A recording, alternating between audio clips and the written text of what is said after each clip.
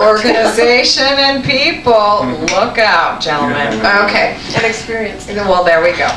I just, I was saying a few things about Jill, and then I got away from that. But if you don't know anything about Jill, I just really want to encourage people to get on the website to learn more about her. She's an amazing doctor. She's determined to turn me into a vegan by the end of the campaign. She's from Harvard. I'm from the School of Hard Knocks. It's a great...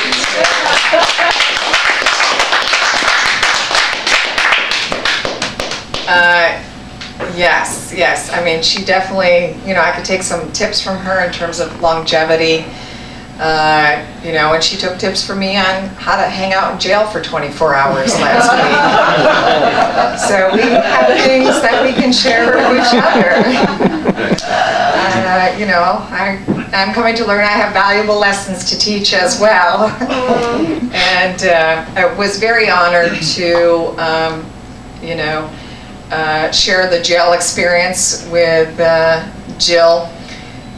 We know that 8 million families have lost their homes to foreclosure, and the home that I had been talking about earlier, organizing out of for opening day of the Republican National Convention in Minnesota, that was my sister's home. She's now living in my mother's living room and lost her home after 20 years. I know very personally what it is about this whole foreclosure crisis and what it's doing to families. And I just want to say that I will be bringing many of those families into town, into Tampa, for the March of Our Lives on August 27th. And they will be marching with us. I'm hoping that both of my boys come. Some of you might know this, some of you might not know this. But even though I don't have $1.95 and I live on Mutter Street, you can Google that nowadays. You can actually see my home. How scary is that? And I live right next door to a crack house. I feel like if I say it out loud enough for like 15 years or something like that, like law enforcement will look out for me, and it hasn't happened, but anyway.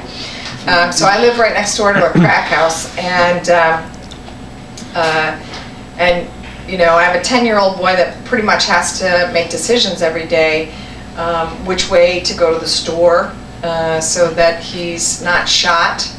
And another woman died on my block right before coming here. And many of the kids that live on the block, there's about 23 kids, and if you go into their homes and open up their refrigerators, you can see that this issue of hunger is not just faceless statistics, but it's very real. My 10-year-old little boy has this horrible joke, which is like he opens the refrigerators and he goes like this, echo, echo, echo. But it's funny, but it's not funny. And he knows that, in our neighborhood, what you do to get full is you get a bag of chips and a little Huggy, the sugar water thing. And then you try to convince yourself that you're full by the end of the day.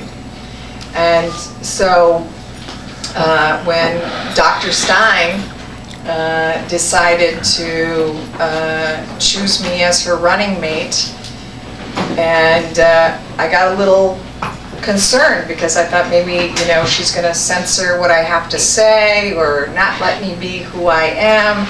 And I have a really hard time at being somebody else. She's done nothing but embrace who I am and encourage me to be just Cheri Honkala, and that's who I intend to be in this race.